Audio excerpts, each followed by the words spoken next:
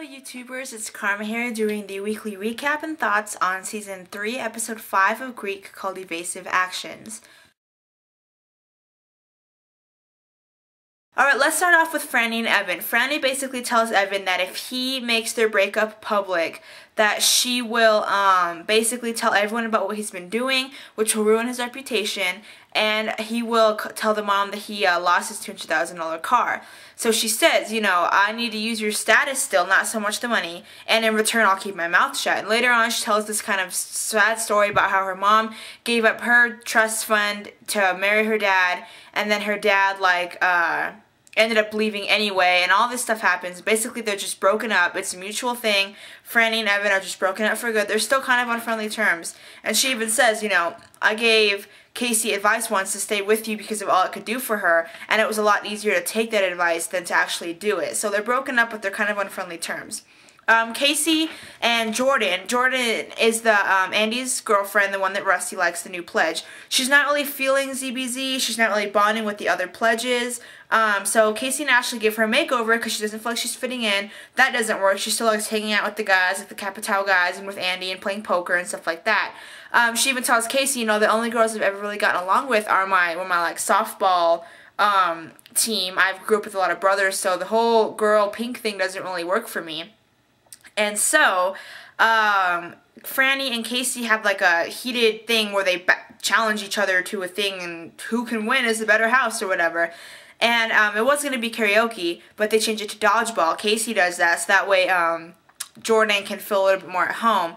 So they changed it to dodgeball, and also because Jordan used to be, you know, she was a softball player, so she has like a mean throw. They changed it to dodgeball and they win, and so she doesn't de-pledge. Jordan is very much still with ZBZ. And they're at Dobler's. Oh, by the way, I'll get to this in a minute. They're at Dobler's, and she's like, oh yeah, that's my boyfriend Andy, or that's the guy I'm seeing, blah, blah, blah. And Casey's like, that's Rusty's little brother, right? So she pretty much figured out what's going on, why Rusty's been kind of avoiding Capitao, or Dale kind of said something was wrong. He was talking to Casey earlier, and he said, something's wrong with Capitao, but he won't tell me what. And so she kind of figures it out on her own. Rusty wants some alone time at the house, mostly to avoid the Capitao, so he can avoid the whole Andy Jordan situation. But Dale will not leave. He's been in the house for 2 weeks, and he won't go anywhere. So Rusty invites over the Capitaos. They say there's like free porn or something like that. And they invite them over to get all the Capitaos, and they throw a big party. But Dale's like, you're not going to win, Rusty. So he makes like nachos, which Cappy says is Capitao kryptonite. He makes nachos, and you know, everything's going good, and then the landlady, or the manager, whoever, the one that kind of is hot for Dale, comes, she sees what happens the next day, they trash the place, so they get evicted, but then Dale goes and kind of sweet-talks her, and it's a really cute scene. He just explains, you know, I have a promise ring, and a woman's like a fine bottle of wine, you can't open it up right when you get it, and oh, it's so funny. So they get a new apartment, and they don't show it in the episode, and then at the end, Rusty goes up to Andy and Jordan and kind of sucks it up because Cappy says, you know, I know what it's like to have the girl of your dreams with another guy, and he's kind of looking at Casey. So that's what pretty much happened in the episode. My question is, where was Rebecca? She would have been amazing at dodgeball. Like, there's no way Rebecca would have gotten taken off. She would have, like, smacked everybody there and then some. So I was a little disappointed Rebecca wasn't there. She's growing on me a lot now that her and Casey are a lot better.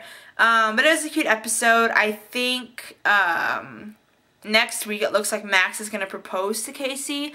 And I'm assuming that might be what breaks them up, because I know, like I said, Max, the character who plays him, is going to Melrose Place. So I'm not sure how much longer he's going to be there. But it was a good episode. I wonder how long Rusty can take seeing Jordan with Andy and when that's going to hit the fan. It seems like it's going to come soon, but who knows. So that was my take on it. Comment, rate, and subscribe, and I will see you next week for Greek. Bye!